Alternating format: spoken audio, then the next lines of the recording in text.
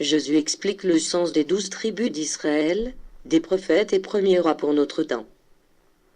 Les 12 tribus d'Israël. Ne croyez pas que seulement au sein du peuple d'Israël ont existé des prophètes, précurseurs et esprits de lumière. J'en ai aussi envoyé quelques-uns dans d'autres peuples, mais les hommes les considérèrent comme des dieux et non comme des envoyés, et créèrent, sous leurs enseignements, religion et culte. Le peuple d'Israël ne comprit pas la mission qu'il avait pour d'autres peuples et dormit dans un lit de bénédiction et de complaisance.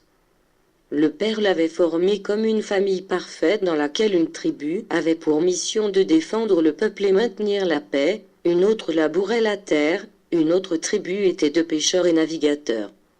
À une autre tribu fut confié le culte spirituel, et ainsi successivement, chacune des 12 tribus qui intégrèrent le peuple accomplit une mission différente, qui mise ensemble était un exemple d'harmonie.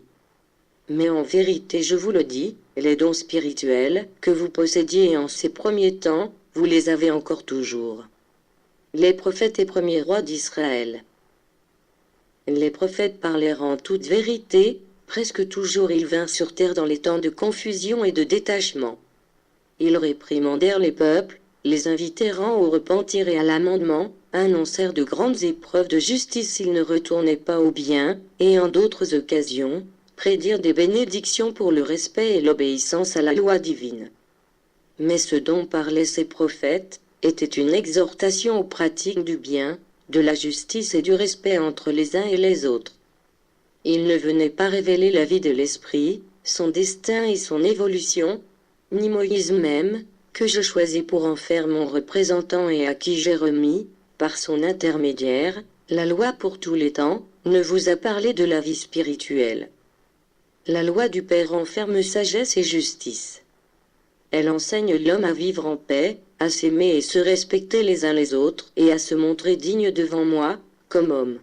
Mais Moïse ne montra pas à l'humanité ce qu'il y a au-delà des seuils de la mort corporelle, ni la restitution des esprits désobéissants, ou la récompense pour les prudents et jaloux de leur mission.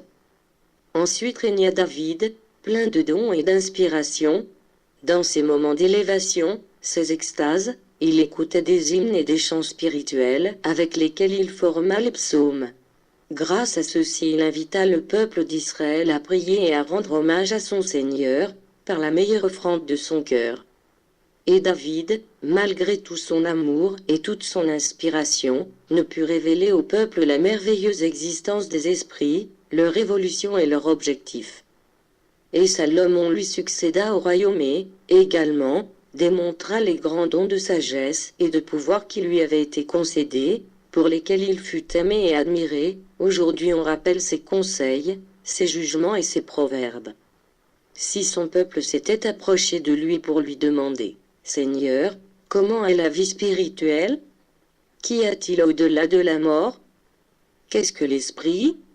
Salomon, avec toute sa sagesse, n'aurait pas pu répondre.